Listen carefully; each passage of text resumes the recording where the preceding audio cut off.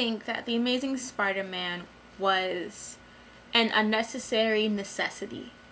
I think that since this is obviously going to be the beginning of a brand new Spider-Man trilogy, once we get to the end of the trilogy, we will have a really good story. I think that they have set the groundworks for a really good character arc with Peter Parker's character, with Gwen Stacy's character. I think by the time that we have reached the third movie, we will have gone from the Peter we see in this movie, who is still learning to be a hero and learning to become Spider-Man, to, by the time we get to the third movie, being the person who revolves around that iconic phrase, with great power comes great responsibility.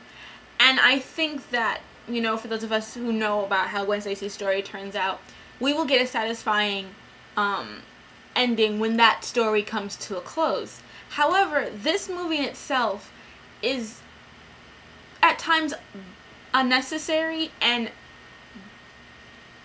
held back by the fact that it has to do an origin story again. I don't feel like this movie is bad. I definitely don't. I just feel like stuck in between The Avengers and The Dark Knight Rises, which are both good movies for different reasons. They're both going to be, you know, held to a higher standard for different reasons. This movie gets bogged down because it's telling a story that, one, we already know so soon after the original, not the original, but as soon after the first Spider-Man origin story came out, and two, the script isn't that strong. They weren't trying to use the origin story to the best of their abilities. The emotional impact of this movie was completely lost. I felt like, well, they had better actors. They definitely did, because I was never a fan of Tobey Maguire or Kristen Dunst.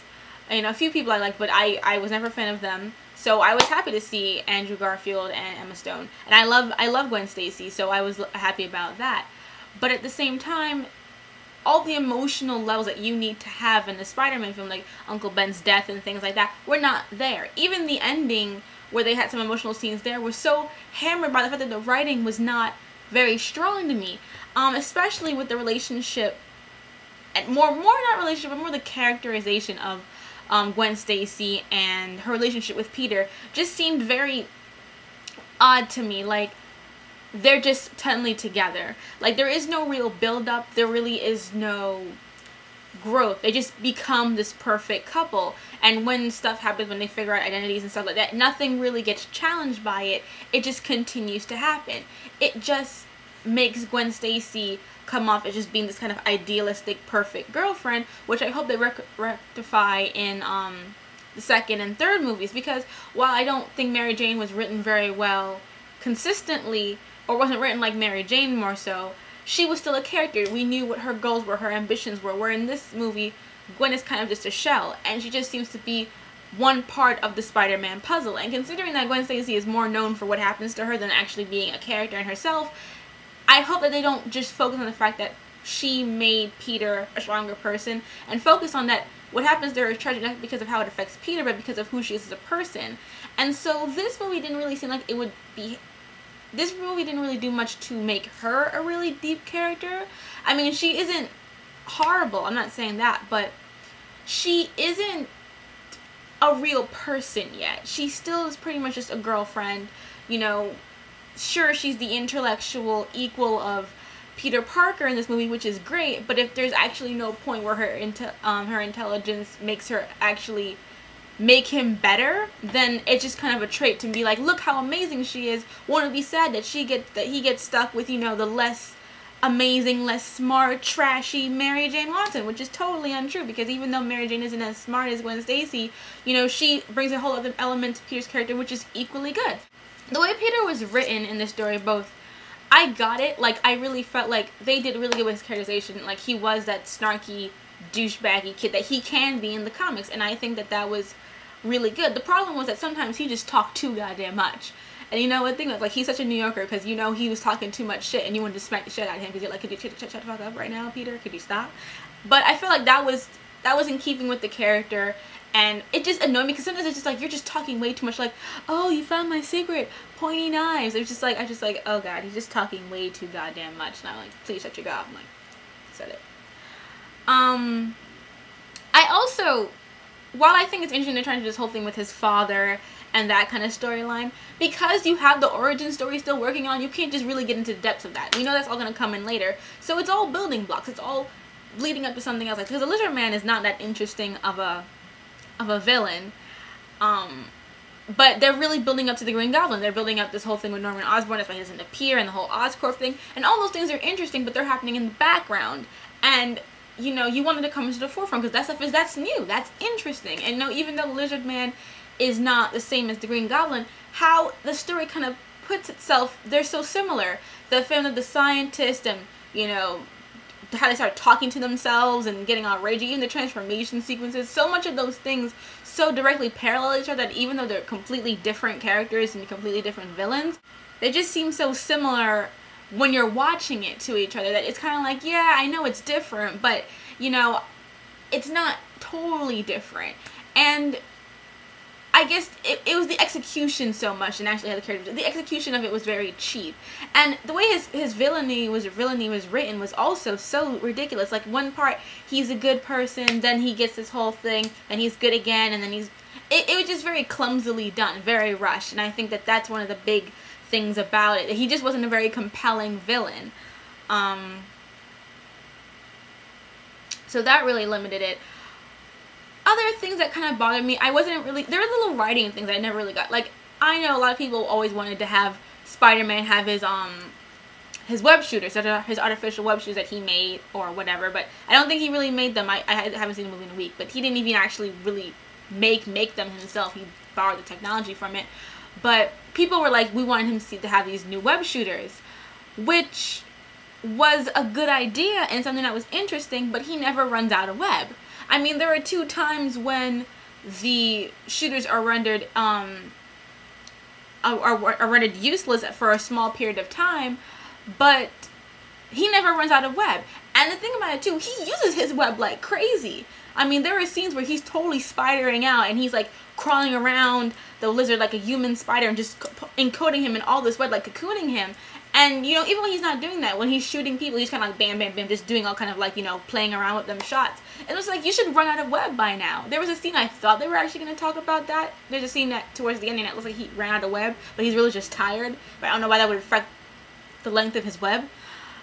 But I was just like, if you have this, you might as well just have him just have biological webs. Because if he's not going to run out, it's kind of like, you know, you made it not work twice in the entire movie, which I guess is okay, but him running out of web was one of the things that always kind of happens. Like, even in his mind, like, oh no, I'm running low on web.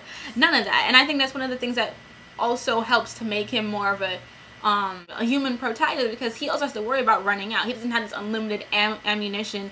You know, even though he has strength and other abilities, his main way of fighting people is not always reliable because he can run out in the middle of battle, just be like, done. But that's never discussed, that's never brought up, so it's kind of just like, well, why did you even make that addition, make that change, more to say. And then there were sometimes the scene with Uncle Ben dying just did not have the same emotional impact that I felt the first movie had. And there are better actors, and it's better performed in certain ways, I believe. So I'm not saying like it's just not really well written.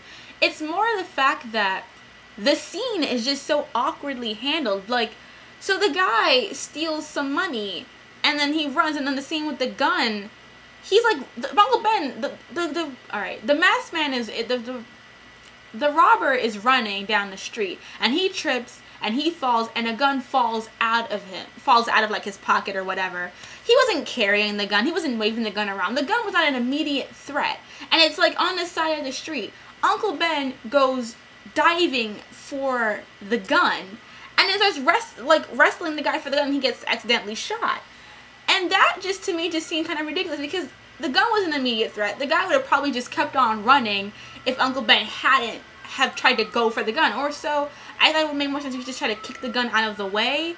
But he just goes wrestling for it, trying to knock it down, and trying to, like, I know he's to show, like, how he's a heroic person, and how he thinks that if you can help someone to do it. But there was no one in danger. There was no immediate reason for him to go.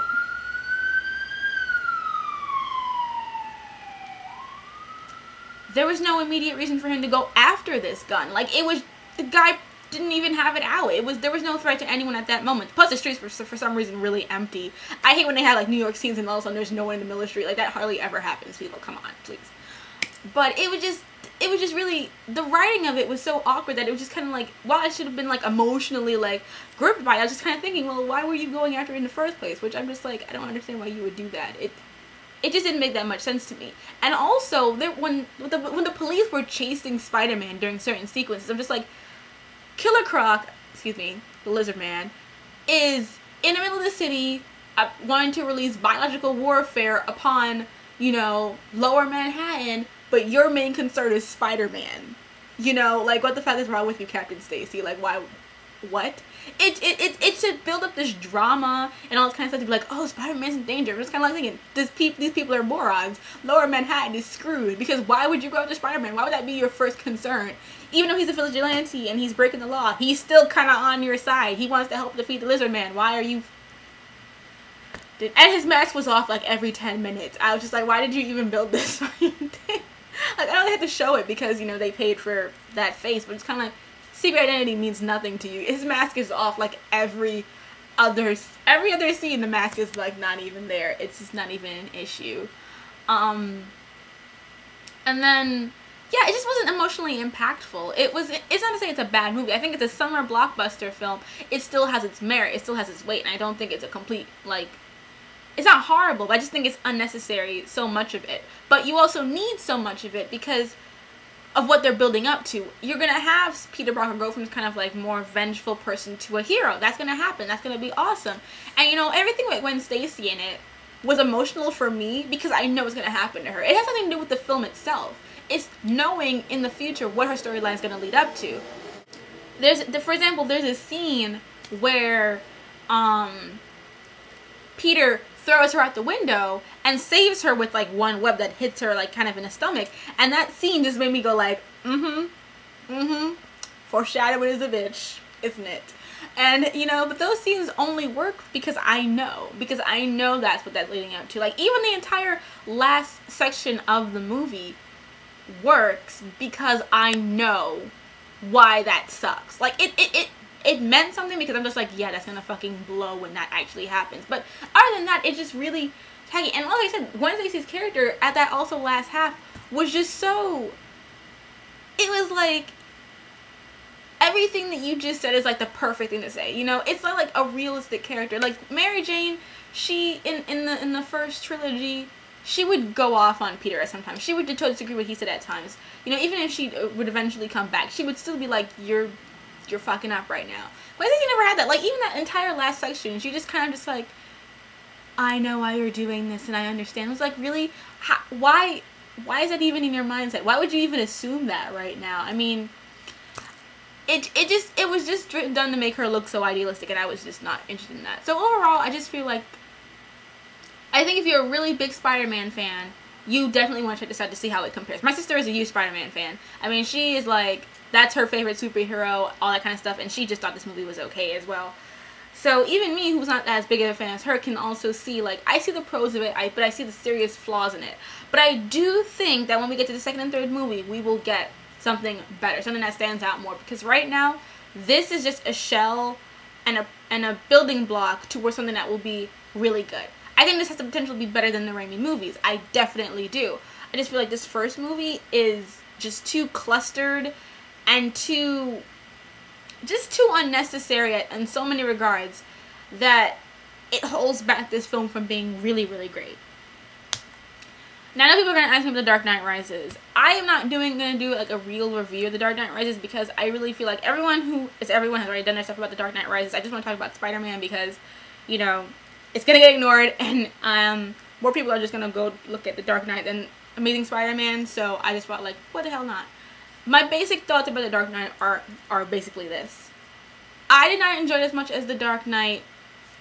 I feel like there are a lot of problems with the way the story is constructed. There are a lot of plot holes. It's very congested, and the ending I don't buy as a character ending. More, it works better as like a it works better as the ending to a trilogy, to the narrative that Nolan has presented. I don't feel it's a really good or realistic ending for Batman as Bruce Wayne. That being said, I think it was still a very good movie. I think that while the beginning was a little slow, once it picked up, it got really good. The performances were all varying from decent to really good. No one was really horrible in it. I feel like, again, there were just too many characters at times that it felt kind of clustered. I definitely don't think it's horrible, but to me, it's the weakest of the three movies, even though I feel like it does have a lot of really good concepts in it, and I really did enjoy Bane, and some other aspects of it. So Dark Knight Rises was a good movie. I definitely think that it was good and worth watching. Definitely would say you check it out. It's really an amazing movie, just cinematically. But thinking about it and really talking about how it like handles certain aspects of the movie, it is very clustered, very congested, and it didn't handle the cast as well as it should and could have done. And that's basically the gist of it. I don't see the reason of making a video that's going to be really long when I just want to say that little piece. So that's really my thoughts about that. And I know I've been gone for a while, but I have all my videos ready to be updated now. So my hiatus is done, and I'll be updating more frequently for the rest of the summer, because I have a whole list of stuff to talk about. So yay!